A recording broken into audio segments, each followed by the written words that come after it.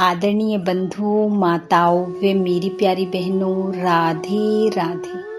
आपका हमारे YouTube channel पर बहुत बहुत स्वागत है।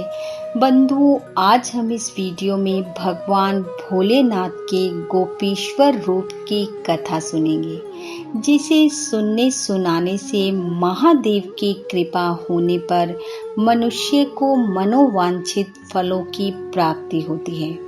कथा सुनने के बाद यदि आप हमारे चैनल पर नए हैं तो हमारे चैनल को सब्सक्राइब करें, बेल आइकन को प्रेस करें ताकि हमारी वीडियो की नोटिफिकेशन सबसे पहले आप तक पहुंचे।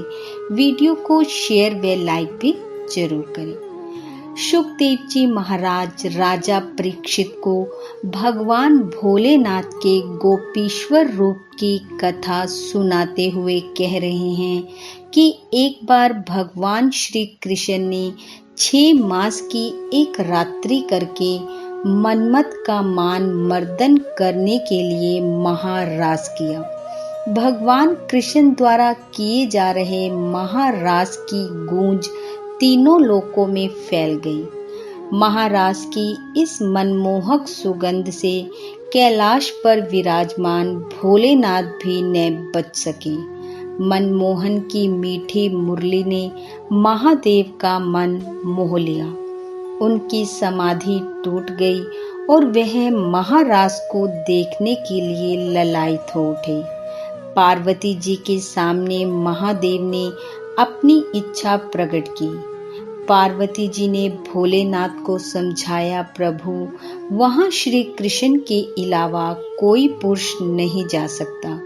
लेकिन महादेव ना माने और दौड़ पड़े वृंदावन की ओर। महादेव को जाते देख पार्वती जी, गणेश जी, कार्तिकेय जी, नंदी वे श्री कृष्ण के परम भक्त आसुरी मुनि भी साथ हो लिए और पहुंच गए वृंदावन के वंशी तट पर, जहां महारास हो रहा था। अब जब महादेव महारास में प्रवेश करने लगे तो द्वार पर गोपियां खड़ी थी। पार्वती जी तो भीतर चली गई, लेकिन महादेव को उन्होंने भीतर नहीं जाने दिया। कहा, प्रभु, यहाँ तो श्री कृष्ण के अलावा अन्य किसी भी पुरुष का प्रवेश वर्जित है। महादेव ने कहा, गोपियों, महारास देखने की बहुत इच्छा है। मैं श्री कृष्ण के इस रूप के दर्शन की अभिलाषा लेकर आया हूँ, कुछ तो उपाय होगा। तब ललिता नाम की सखी ने कहा, प्रभु, मानसरोवर में स्नान कर गोपी का रूप धारण कीजिए, मुख ढक लीजिए और गोपी रूप धरकर महारास में जाइए। भोलेनाथ मान गए। कहते हैं, स्वयं यमुना जी ने भोलेनाथ का गोपी रूप में षोडश श्रृंगार किया। बिंदी, चूड़ी, पायल, गलहार पहनाकर ऊपर से ओढ़नी से 1 गज का घूंघट कर दिया और साथ में महादेव के कानों में युगल सरकार के मंत्र का उपदेश दे दिया। सज धज कर गोपी रूप में महादेव महारास में प्रवेश कर गए और गोपियों संग मिलकर श्री कृष्ण के साथ रास करते हुए उनकी मनमोहक छवि का आनंद लेने लगे। कुछ समय तो ऐसा चलता रहा, लेकिन बांके बिहारी से ये कब तक छिप सकता था। वे समझ गए कि भोलेनाथ गोपी रूप में यहाँ आ चुके हैं। तब मनमोहन ने मुरली की ऐसी मधुर तान छोड़ी कि भोलेनाथ अपनी सुध बुध खो बैठे।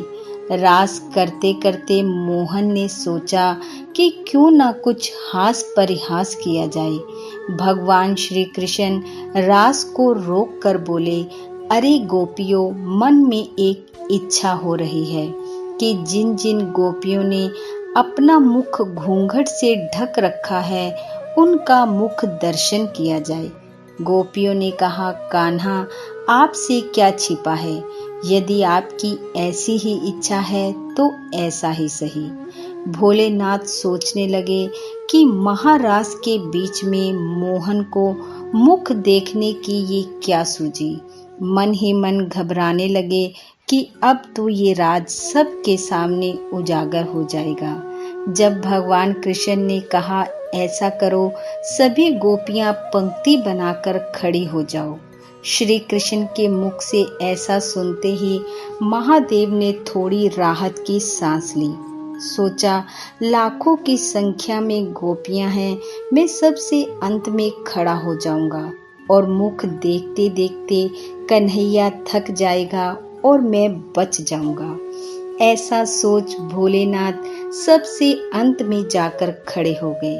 श्री कृष्ण ये देख रहे थे।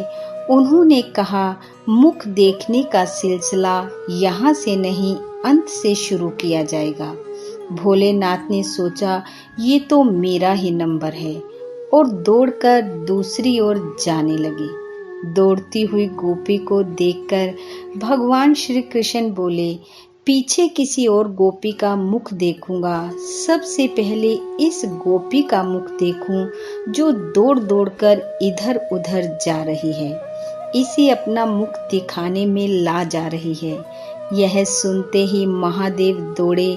भगवान ने भी भागकर भोलेनाथ का हाथ पकड़ लिया और घूंघट ऊपर उठाते हुए बोले, आओ गोपेश्वर आओ, आपकी जय हो। भगवान के मुख से ऐसा सुनते ही श्री राधा जी भी वहां पहुंच गई और महादेव के गोपेश्वर रूप को देखकर हैरान रह गई। तब श्री कृष्ण बोले, राधे, यह कोई गोपी नहीं बल्कि साक्षात महादेव हैं। भगवान श्री कृष्ण व राधा जी ने मुस्कुराते हुए पूछा, महादेव, आपने यह गोपी वेश क्यों बनाया? महादेव ने कहा, आपके महारास की गूंज तीनों लोकों में गूंज रही थी। आपके इस मनमोहक रूप के दर्शन करने से मैं अपने आप को रोक नहीं पाया और गोपी रूप धरकर यहाँ आ गया। इस पर श्री राधा जी ने प्रसन्न होकर कहा, महादेव, यदि आप वर के रूप में कुछ मांगना चाहते हैं तो मांग सकते हैं। तब भोलेनाथ बोले, देवी, मैं चाहता हूँ कि यहीं आपके चरण कमलों में हमारा वास हो। तब श्री राधा जी ने कहा, तथास्तु। इसके बाद सुंदर महारास हुआ, जिसका वर्णन स्वयं सरस्वती जी भी करना चाहें तो नहीं कर सकती।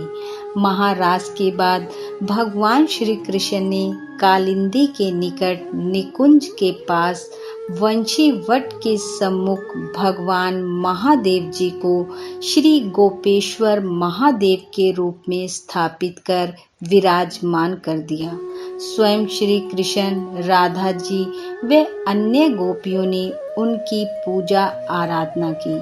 शुकदेव जी महाराज परीक्षित से कहते हैं, राजन, जो भी मनुष्य भक्ति व श्रद्धा पूर्वक महादेव के इस रूप की कथा को पढ़ता है, सुनता है व सुनाता है, वह भगवान के रसमय रूप का दर्शन पाता है। उसके अंदर से काम हट जाता है और शाम के प्रति उसका प्रेम जागृत हो जाता है। महादेव की कृपा से वह मन वांछित फल को पाता है। बोलिए महादेव भगवान की जय। भगवान श्री कृष्ण की जय। बंधुओं, भगवान शंकर वृंदावन में आज भी गोपेश्वर महादेव के रूप में विराजमान हैं और दिव्य गोपी के वेश में भक्तों को दर्शन दे उनकी मनोकामनाओं को पूर्ण कर रहे हैं। गोपेश्वर महादेव की कृपा आप व आपके परिवार पर सदैव बनी रहे। महादेव आपकी प्रत्येक मनोकामना को पूर्ण करें। इन्हीं शुभकामनाओं के साथ आप सबका बहुत बहुत धन्यवाद। राधे राधे।